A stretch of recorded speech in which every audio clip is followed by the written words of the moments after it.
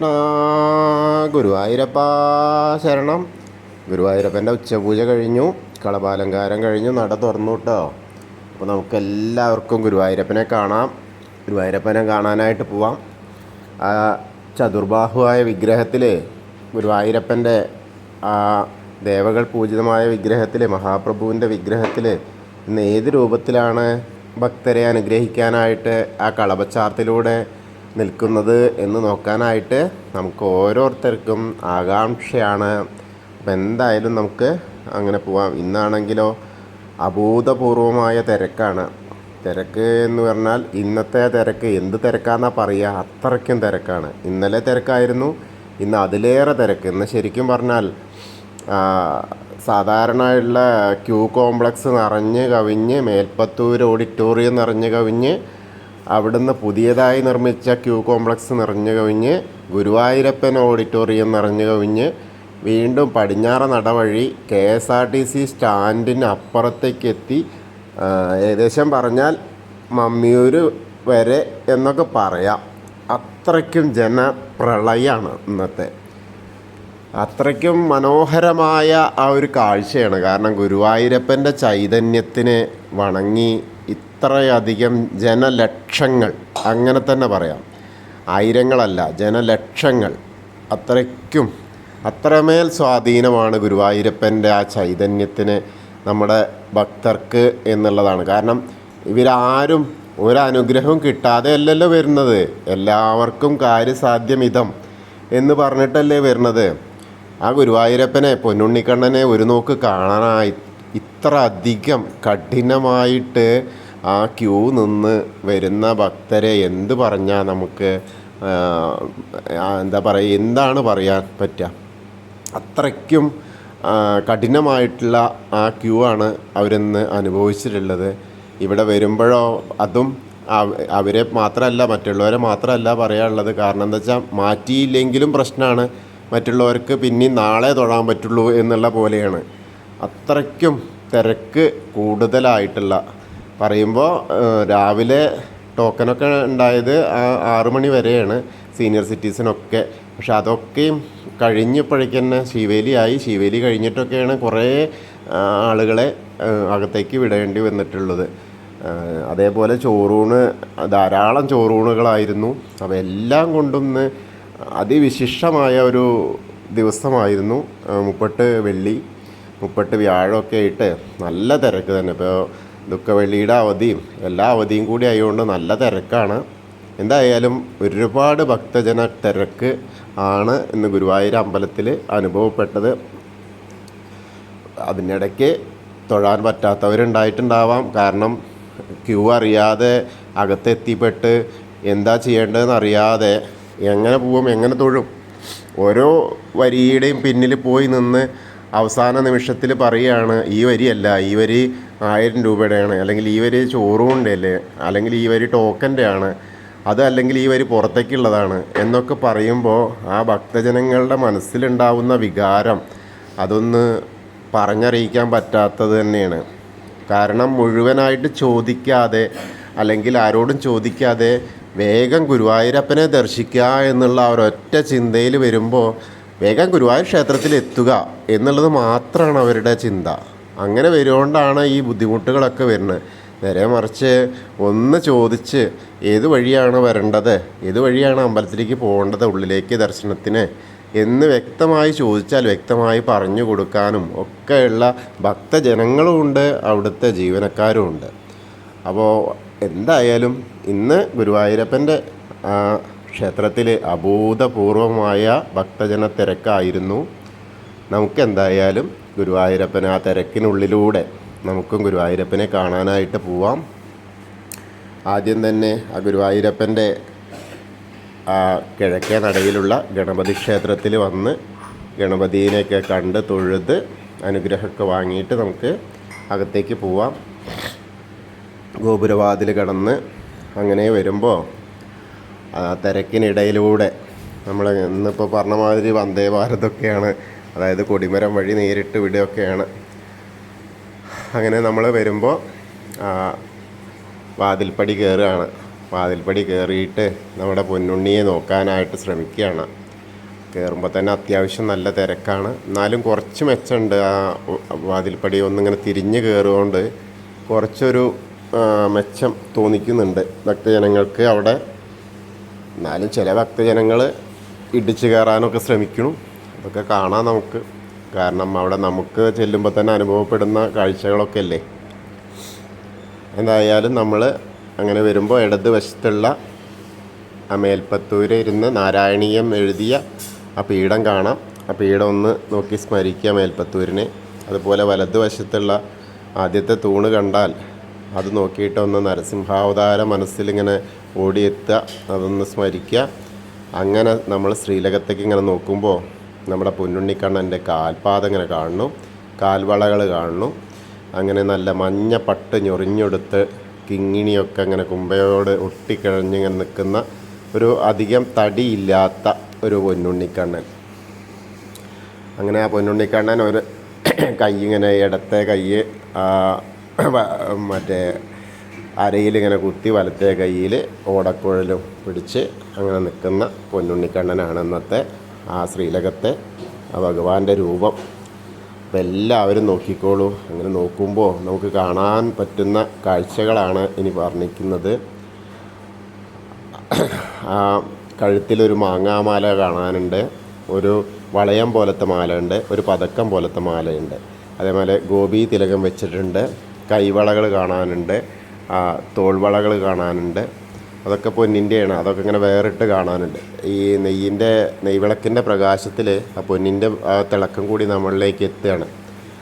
അങ്ങനെ നോക്കുമ്പോൾ മുഖത്തൊക്കെ നല്ല പുഞ്ചിരിയോടുകൂടി ഭക്തവത്സലനായിട്ട് ഭക്തരെ അനുഗ്രഹിക്കാനായിട്ടാണ്. എത്രയും ദൂരത്തുനിന്ന് ഇത്രയും അധികം ഭക്തർ വരുന്നതല്ല. അപ്പോൾ എല്ലാവരും അനുഗ്രഹിക്കട്ടെ എന്നുള്ള ഉദ്ദേശത്തോടെയാണ് നമ്മുടെ പൊന്നുണ്ണിക്കണ്ണൻ ആ ശ്രീലകത്ത് ഇങ്ങനെ വിളങ്ങുന്നത്. വളരെ മനോഹരമായൊരു കാഴ്ചയാണ്. ഇന്നത്തെ ഉച്ചപൂജ ഉണ്ടായിരുന്ന മേൽശാന്തിയാണ്, മേൽശാന്തി കവപ്രമാരാത്ത് അച്യുതൻ നമ്പൂതിരിപ്പാട്.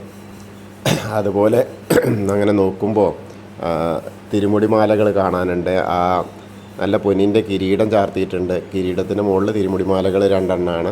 തെച്ചിയും തുളസി ആയിട്ടുള്ളതൊന്നും, തെച്ചിയും വെളുത്ത പൂവും ആയിട്ടുള്ള, അങ്ങനെ 2 തിരുമുടിമാലകൾ. അതേപോലത്തെ വലിയ ഉണ്ടമാലകൾ കാണാനുണ്ട്. ഉണ്ടമാല വെളുത്ത പൂവും തുളസി ആയിട്ടുള്ളതും തെച്ചിയും തുളസി ആയിട്ടുള്ളതും, അങ്ങനെ 2 ഉണ്ടമാലകളും കാണാനുണ്ട്. ആ കളഭം കൊണ്ടുള്ള അലങ്കാരം കണ്ട് എല്ലാവരും ഇപ്പം നമ്മൾ ആ സോപാനപ്പടിയിലാണ്. സോപാനപ്പടിയിൽ നിന്ന് ഗുരുവായൂരപ്പൻ്റെ ശ്രീലകത്തേക്ക് നോക്കുകയാണെന്ന് അങ്ങോട്ട് ചിന്തിക്കുക. അങ്ങനെ ചിന്തിക്കുമ്പോൾ നമ്മളുടെ മനസ്സ് ആ ഗുരുവായൂരപ്പൻ്റെ തിരുമുമ്പിലെത്തി.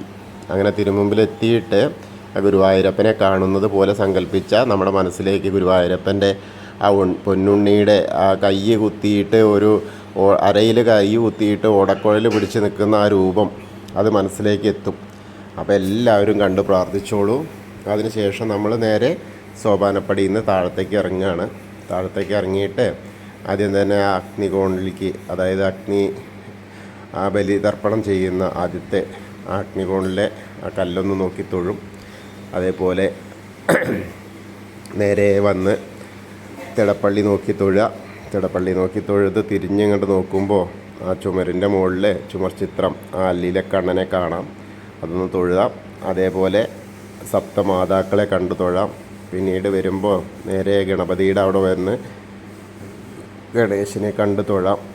ഏകദന്തം മഹാകായം തപ്തകാഞ്ചന സന്നിഭം ലംബോദരം വിശാലാക്ഷം വന്ദേഹം ഗണനായകം.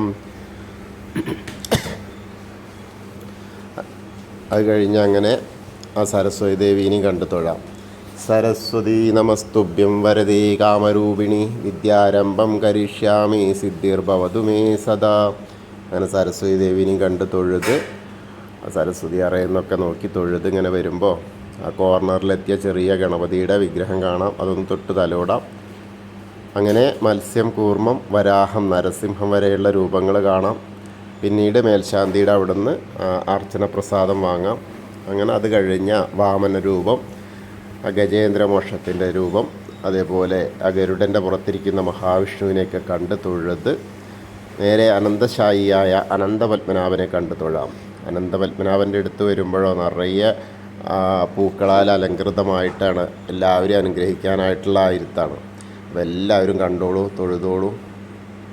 പിന്നീട് നമ്മൾ നേരെ ശ്രീകോവിലിൻ്റെ പുറകുവശത്തായിട്ട് വന്ന് സാഷ്ടാംഗം നമസ്കരിക്കുക, പ്രാർത്ഥിക്കുക. സ്ത്രീകളൊക്കെ അവിടെ മുട്ടുകുത്തിയിട്ട് പ്രാർത്ഥിച്ചാൽ മതി. പിന്നീട് നമ്മൾ തിരിച്ചിങ്ങോട്ട് വരുമ്പോൾ ബാക്കിയുള്ള ശ്രീരാമചന്ദ്രനും ബലരാമനും ഭാർഗവരാമനും അതുപോലെയുള്ള കൃഷ്ണവിഗ്രഹമൊക്കെ കണ്ട് തൊഴുത് മുരുകനൊക്കെ കണ്ട് തൊഴാം. പിന്നെ ഹനുമാൻ സ്വാമിയുടെ അടുത്ത് വരിക. ഹനുമാൻ സ്വാമീനെ പ്രാർത്ഥിച്ചാൽ വളരെ നല്ലതാണ് കേട്ടോ. ഹനുമാൻ സ്വാമി ഏറ്റവും കൂടുതൽ, അതായത് ശരിക്കും പറഞ്ഞാൽ ചിരഞ്ജീവിയായിട്ട് ഇന്നും ജീവിക്കുന്ന ആ ഒരു ദൈവവും എന്താ പറയുക ഭക്തനോ ആരോ അങ്ങനെയൊക്കെ പറയാം. അങ്ങനെയൊക്കെ പറയുന്ന ഹനുമാൻ സ്വാമീനെ പ്രാർത്ഥിച്ചാൽ ഏറ്റവും നല്ലതാണ്. അപ്പോൾ പ്രാർത്ഥിക്കുക.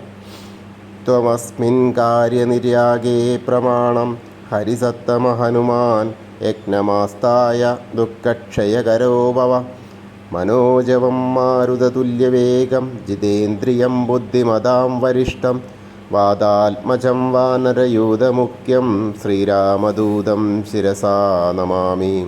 ബുദ്ധിർബലം യശോധൈര്യം നിർഭയത്വം അരോഗത അജാഡ്യം വാക്പടുത്തം ഹനുമസ്മരണാത് ഭവേത്. ഓം നമോ ഭഗവതേ ആഞ്ജനേയായ മഹാബലായ സ്വാഹ. അങ്ങനെ ഹനുമാൻ സ്വാമിയെ കണ്ടു തൊഴുതു. അത് കഴിഞ്ഞാൽ നമ്മൾ നേരെ വരുന്നത് രാധാകൃഷ്ണ വിഗ്രഹമൊക്കെ ഉണ്ട്. അവിടെ നിറയെ പൂക്കളൊക്കെ വെച്ചിട്ടുണ്ടെന്ന്. പിന്നെ ഔവിൻ്റെ അവിടെ ഒന്ന് പ്രാർത്ഥിക്കാം. അതിനുശേഷം ഔവിൻ്റെ അവിടെ നിന്ന് പടിഞ്ഞാറോട്ട് നോക്കിയാൽ നമ്മുടെ താമരക്കണ്ണനെ കാണാം. പിന്നീട് നമ്മൾ കിഴക്ക് വശത്തേക്ക് വരുമ്പോൾ ഗ്രില്ലിന് അപ്പുറത്തേക്ക് നോക്കിയാൽ നമ്മുടെ മണിക്കിണർ കാണാം. അതേപോലെ ആ നൃത്ത അറയിൽ നമ്മുടെ പൊന്നുണ്ണിക്കണ്ണൻ നൃത്തം ചെയ്യുന്നതായിട്ട് സങ്കല്പിച്ച് നോക്കിയാൽ ആ രൂപത്തിൽ അവിടെ കാണാം. അതിനുശേഷം നമ്മൾ തിരിച്ചിങ്ങനെ വരുമ്പോൾ കുറൂരമ്മേനെയും അതേപോലെ നാരദരെയൊക്കെ കണ്ട് വസുദേവരെയൊക്കെ കണ്ട് വടക്കേ നടയിലൂടെ പുറത്തിറങ്ങി നേരെ പ്രസാദ കൗണ്ടറിലെത്തുക. പ്രസാദ കൗണ്ടറിൽ നിന്ന് ചന്ദനം തീർത്തൊക്കെ വാങ്ങാം. രാവിലത്തെ പൂജയുടെ ബാക്കി പത്രങ്ങളായ തീർത്തൊക്കെ ഉണ്ടാവും. അതായത് നിർമാല്യത്തിൻ്റെ തീർത്തൊക്കെയാണ് ഉണ്ടാവുക. അപ്പോൾ അതൊക്കെ കുടിക്കുന്നത് നല്ലതാണ്.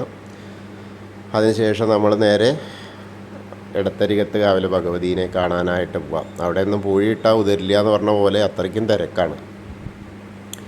എങ്കിലും നമുക്ക് അതിലൂടെ ഇങ്ങനെ പോയി അത് ഭഗവതീനെ കാണാം. ഭഗവതിയുടെ അവിടെ എത്തുമ്പോഴോ വളരെ മനോഹരമായിട്ടുള്ള അലങ്കാരത്തോടു കൂടിയാണ് ഭഗവതി കാത്തിരിക്കുന്നത് ഭക്തരെ അനുഗ്രഹിക്കാനായിട്ട്. തൻ്റെ ഭക്തരെ അനുഗ്രഹിക്കാനായിട്ട് 30 വെള്ളിയല്ലേ, അപ്പം എല്ലാവരും അനുഗ്രഹിക്കാം എന്നൊക്കെ പറഞ്ഞിങ്ങനെ ഇരിക്കുകയാണ്. അപ്പോൾ നോക്കുക, അങ്ങനെ നോക്കുമ്പോൾ നല്ല വെളുത്ത പുടവയൊക്കെ ചുറ്റിയിട്ടാണ്. അതിൻ്റെ മുകളിൽ ചുവന്ന പട്ടും വേറെ ഞെറിഞ്ഞെടുത്തിട്ടുണ്ട്. ആ പുറകു വശത്ത് നീല കളറിലുള്ള അതിങ്ങനെ തൂക്കിയിട്ടുണ്ട് ആട. അതേപോലെ നല്ല വലിയ വട്ടപ്പൊട്ട്, ചുവന്ന വട്ടപ്പൊട്ട് വെച്ചിട്ടുണ്ട്. സ്വർണത്തിൻ്റെ 2 അലങ്കാരങ്ങൾ, 2 മാലകൾ ചാർത്തിയിട്ടുണ്ട്. അപ്പോൾ എല്ലാവരും ഭഗവതീനെ ഇടത്തരികത്തുകാവിലെ ഭഗവതീനെ കണ്ട് തൊഴുതോളൂ. സർവമംഗളമാംഗല്യേ ശിവേ സർവാർത്ഥസാധികേ ശരണ്യേ ത്രയംബകേ ഗൗരി നാരായണി നമോസ്തുതേ. അത് കഴിഞ്ഞ് തൊഴുത് നമ്മളിങ്ങനെ വരുമ്പോൾ ആ കോർണറിലെത്തിയ ഒന്ന് തിരിഞ്ഞ് വടക്ക് പടിഞ്ഞാറ് ഭാഗത്തേക്ക് നോക്കുക. അപ്പം മമ്മിയൂരിക്കാണ് നമ്മൾ നോക്കണതേ. അപ്പം അങ്ങനെ മമ്മിയൂരപ്പനെ മനസ്സിൽ സങ്കല്പിക്കുക. എന്നിട്ട് നമശിവായ നമശിവായ നമശിവായ എന്നുള്ള ആ പഞ്ചാക്ഷരി മന്ത്രം ജപിക്കുക. എന്നിട്ട് മമ്മിയൂരപ്പനെ മനസ്സിൽ സ്മരിക്കുക. അപ്പോൾ നമ്മൾ മമ്മിയൂർ പോയി തൊഴുത ആ ഒരു പ്രതീകം കൂടി ആയി. അപ്പോൾ ആ മമ്മിയൂരപ്പൻ്റെ അനുഗ്രഹം കൂടി നമുക്ക് പ്രാപ്യമാവും. അപ്പോൾ എന്തായി? ഗുരുവായൂരപ്പൻ്റെ അനുഗ്രഹമായി, മമ്മിയൂരപ്പൻ്റെ അനുഗ്രഹമായി, ദേവിയുടെ അനുഗ്രഹമായി, അതേപോലെ അയ്യപ്പസ്വാമിയുടെ അനുഗ്രഹം, എല്ലാവരുടെയും അനുഗ്രഹം നമ്മളിലേക്ക് എത്തുകയാണ്. അങ്ങനെ നമ്മൾ അവിടുന്ന് കൊടിമരത്തിൻ്റെ അവിടെ വന്ന് വീണ്ടും ഒരിക്കൽ കൂടി ശ്രീലകത്തേക്ക് നോക്കിയിട്ട് ആ കൈ കുത്തി നിൽക്കുന്ന പൊന്നോടക്കുഴൽ പിടിച്ച് നിൽക്കുന്ന പൊന്നുണ്ണിയെ ഒരിക്കൽ കൂടി കാണുകയാണ്. അതിനുശേഷം കൂത്തമ്പലത്തിൽ വന്ന് ആ കെടാവിളക്ക് നോക്കി തൊഴുതു. പിന്നെ അയ്യപ്പസ്വാമിയുടെ അടുത്ത് വന്നു, അയ്യപ്പസ്വാമീനെ കണ്ട് തൊഴുതു. ഭൂതനാഥ സദാനന്ദ സർവഭൂതദയാവര രക്ഷ രക്ഷ മഹാബാഹു ശാസ്തേ സ്തുഭ്യം നമോ നമ. ഭൂതനാഥനെ തൊഴുത് പ്രദക്ഷിണം വെച്ച് നമ്മളിങ്ങനെ പോരുമ്പോൾ പടിഞ്ഞാറ നടയിലേക്ക് എത്തി. പടിഞ്ഞാറ നടയിൽ നിന്ന് ദീപസ്തംഭത്തിലെ വേണുഗോപാല സ്വരൂപം കണ്ടു തൊഴാം. അതുപോലെ കൊടിമരത്തിൻ്റെ മുകളിലുള്ള ആ ഗരുഡധ്വജനെയും കണ്ട് തൊഴാം. അപ്പോൾ എല്ലാവരും ആ ഗുരുവായൂരപ്പൻ്റെ ഇന്നത്തെ തിരക്കിൽ പെട്ടവർക്കും തിരക്കിൽ പെടാത്തവർക്കും എല്ലാവർക്കും ആ ഗുരുവായൂരപ്പൻ്റെ ദർശനം കിട്ടിയ പോലെ എല്ലാവർക്കും ഗുരുവായൂരപ്പൻ്റെ ദർശനം ലഭിക്കട്ടെ. കൃഷ്ണായ വാസുദേവായ ഹരയേ പരമാത്മനെ പ്രണതക്ലേശനാശായ ഗോവിന്ദായ നമോ നമഃ. ഹരേ കൃഷ്ണ. ഗുരുവായൂരപ്പാ ശരണം.